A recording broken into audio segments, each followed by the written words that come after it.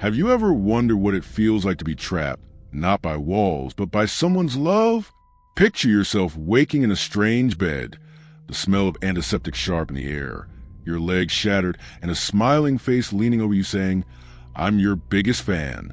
What if salvation came with a price that turned into your worst nightmare? Tonight, we step into the world of Misery, Stephen King's 1987 novel of obsession, isolation, and survival. It tells the story of Paul Sheldon, a successful novelist who wakes from a car crash in the remote Colorado home of Annie Wilkes, his self-proclaimed #1 fan. But what begins as rescue quickly becomes a prison, and Paul learns that Annie's devotion is a cage with no door. Imagine the stormy night where it all begins. Snow falling thick, wind howling through the mountains. Paul's car skids, metal crunches, glass shatters, and then silence. When he wakes, the world is small. A narrow room, peeling wallpaper, the smell of disinfectant mixed with something faintly sweet, like flowers left too long in a vase. And sitting at his bedside is Annie, a woman with kind eyes and an unsettling intensity. At first, Annie seemed like a savior. She tends to Paul's broken legs, brings him soup, and keeps him warm by the fire. But cracks begin to show. She asks about his new book, the one where he kills off Misery Chastain, the heroine of the romance series she adores.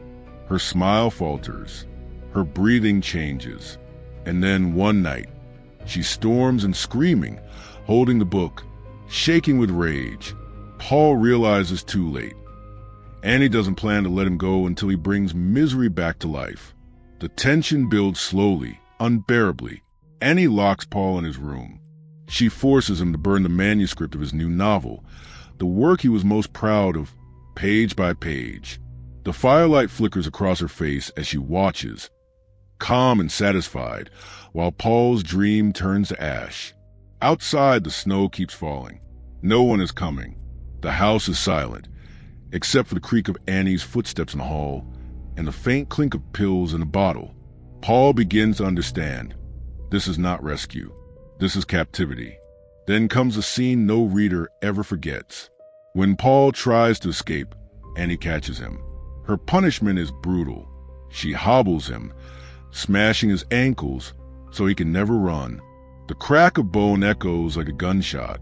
Paul is trapped, body broken, spirit nearly shattered.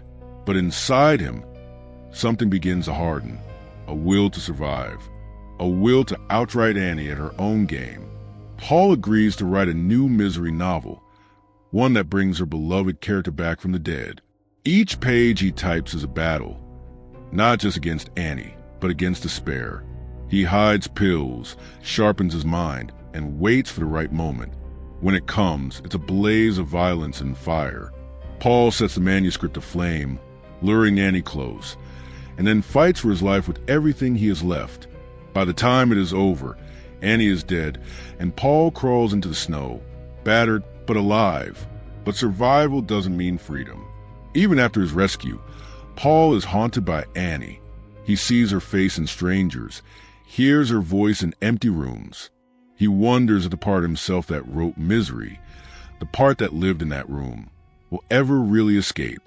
And maybe that's the real horror of Misery, not the locked doors or broken bones, but the truth that some cages follow you even after you walked out of them.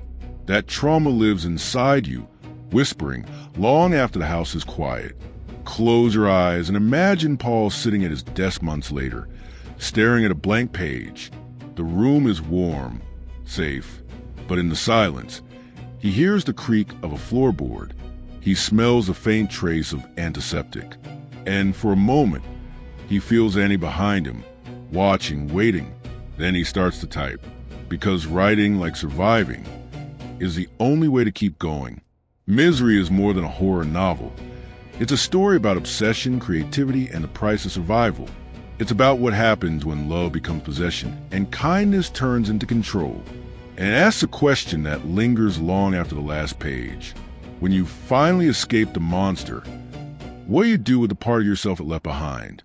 If this story sent chills down your spine, hit that like button.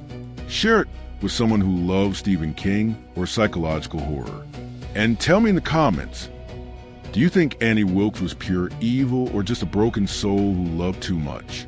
Subscribe for more dark, haunting explorations of the books that keep us awake at night. Until next time, keep the fire burning and keep the doors locked.